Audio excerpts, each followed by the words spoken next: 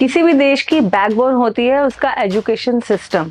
अगर किसी देश का एजुकेशन सिस्टम खराब है तो उसकी आने वाली नस्ल भी खराब होगी। भारत का एजुकेशन सिस्टम पहले ही डाउन है और भारत में ऐसी यूनिवर्सिटीज हैं जहां पर देश विरोधी बातें और देश को तोड़ने की बातें की जाती है।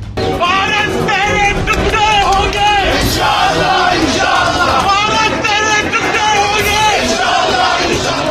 वहां पर वामपंथी और कट्टरपंथियों का दबदबा है। भारत की कुछ सबसे बड़ी यूनिवर्सिटीज जो शिक्षा के नाम पर देश विरोधी एजेंडा चला रही हैं, जिनका नाम है JMI और JNU, जवाहरलाल नेहरू यूनिवर्सिटी और जामिया मिलिया इस्लामिया यूनिवर्सिटी। ये दोनों यूनिवर्सिटीज यहाँ पर विदेशी ताकतों के इशारे पे काम करती हैं। भारत में ये टुकड़े टुकड़े गैंग कट्टरपंथी संगठनों को बढ़ावा देते हैं और साथ ही राष्ट्र विरोधी ताकतों का ये गढ़ बन चुका है। आज इन्हीं संस्थाओं के काले सच को उजागर करेंगे।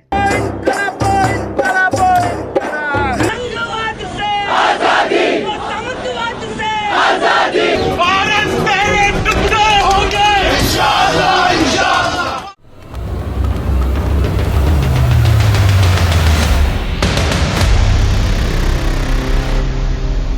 नमस्कार दोस्तों, वीडियो में आगे बढ़ने से पहले हम बात करेंगे अगर किसी भी देश की डेवलपमेंट को रोकना हो तो उसकी एजुकेशन को सबसे पहले चेंज किया जाता है। यही आज से 300 साल पहले ब्रिटिश गवर्नमेंट ने किया था। देखिए 1600 ईस्वी से पहले हजारों गुरुकुल थे और कुछ यूनिवर्सिटीज उस टाइम पे फेमस थी, जैसे कि तक्षशिला, नालंदा, विक्रमादित्य और वल्लभी, जिसमें लाखों विद्यार्थी शिक्षा ग्रहण करते थे। इसके अलावा प्रत्येक मंदिर और मठ भी गुरुकुल चलाते थे, जहां पर शिक्षा निःशुल्क दी जाती थी। भारत में इस्लामिक आक्रमण और ब्रिटिश शासन के कारण धीरे धीरे गुरुकुल समाप्त होते चले गए।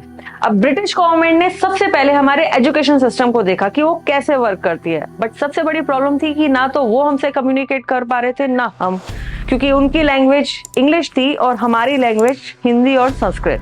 अब यहाँ इनका ये कहना था कि हम भारत आपको पढ़ाने आए हैं। अब हमारी हिंदी और संस्कृत तो उन्होंने सीखनी दूर रही, हमें अंग्रेजी और सिखा दी।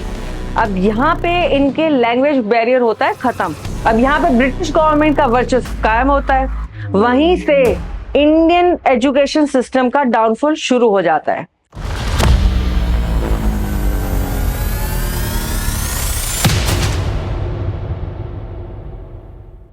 हमारे गुरुकुल समाप्त कर दिए जाते हैं और वहीं से कॉन्वेंट स्कूल्स की स्थापना शुरू होती है। देखो, मुगलों ने हमें उर्दू सिखाई, इन्होंने हमें अंग्रेजी सिखाई और भारत में रह के हमने पहले संस्कृत गवाई और फिर हिंदी गवाई। खैर, हम बात कर रहे थे पहले कॉन्वेंट स्कूल की, जो 1715 में चेन्नई में Saint George Anglo Indian higher secondary school था। एजुकेशन सिस्टम का इतना बड़ा प्रभाव पड़ा कि हम अपनी लैंग्वेज और अपनी शिक्षा छोड़कर इंग्लिश लैंग्वेज बोलने लगे। जब हम किसी की शिक्षा किसी को फॉलो करते हैं तो उसका सबसे बड़ा प्रभाव हम पे पड़ता है। उसका सबसे ज्यादा आजकल ब्रेन वॉश किया जाता है स्कूलों में। देखिए, इसका सबसे बड़ा उदाहरण बताऊं तो ध्रुव राठी की व्हाट्सएप यूनिवर्सिटी सबसे पहले तो शिक्षा हमें सिखाती है नौकर बनना और उसके बाद सिखाती है हमें उस देश और उस देश के लोगों के खिलाफ बोलना। यही कुछ होता है JNU और JMI में।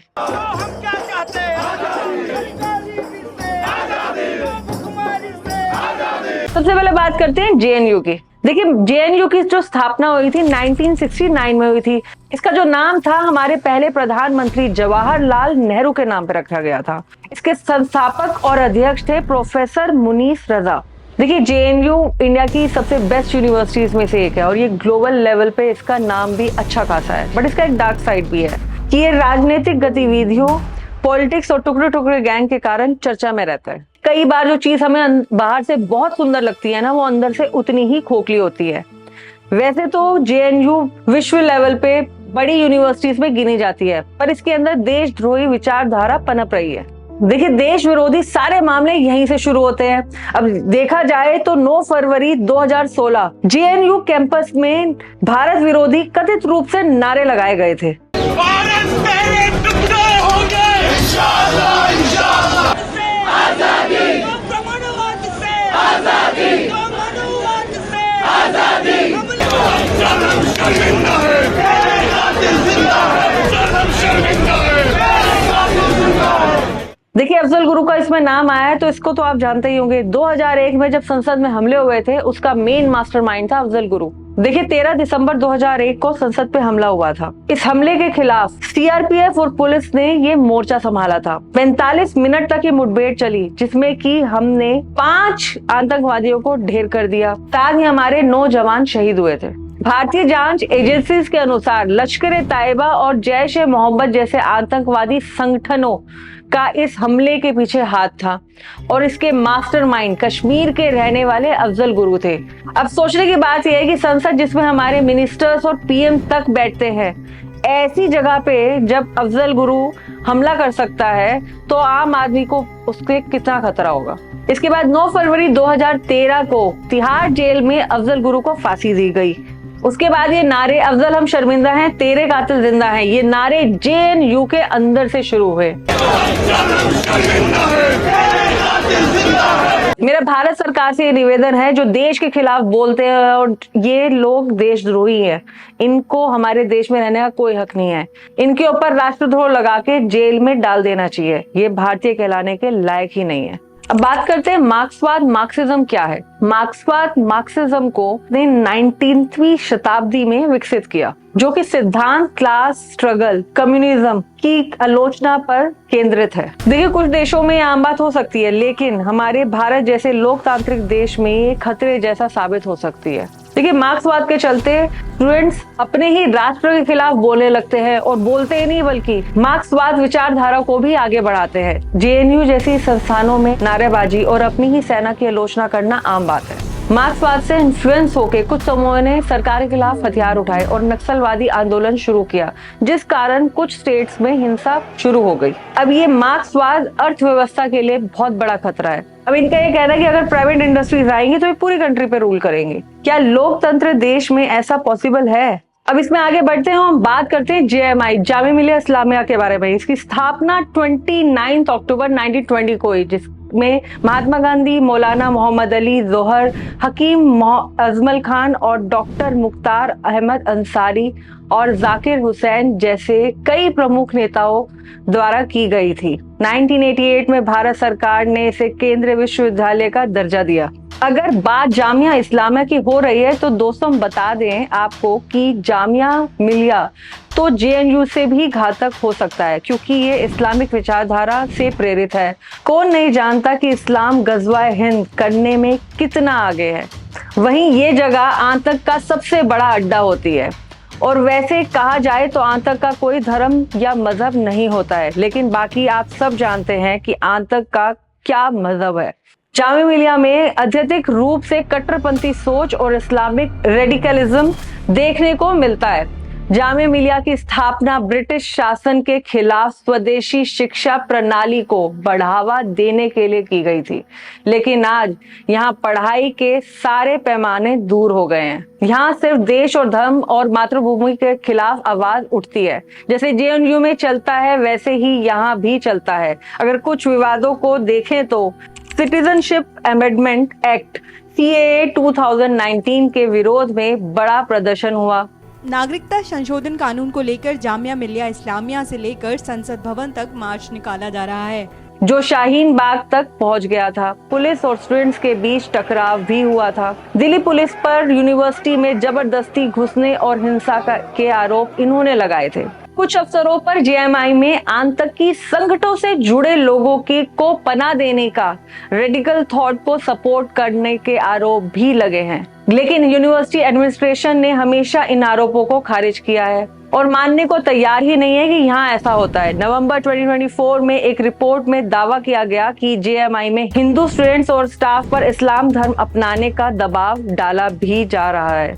रिपोर्ट में भेदभाव और धमकियों के आरोप भी लगाए गए। हालांकि यूनिवर्सिटी एडमिनिस्ट्रेशन ने इन आरोपों को खारिज किया। दिल्ली के जामिया मिलिया इस्लामिया यूनिवर्सिटी में 2024 में दिवाली के प्रोग्राम के दौरान झड़प हो गई थी। कुछ स्टूडेंट्स ने फलस्तीन के खिलाफ समर्थन में नारे भी लगाए। उन्होंने महिला स्टूडेंट्स पर अभद्र टिप्पणियां भी की और जो कि लड़की दिवाली की रंगोली बना रही थी उसकी रंगोली को भी बर्बाद कर दिया। इसके बाद मामला मारपीट तक पहुंच गया था।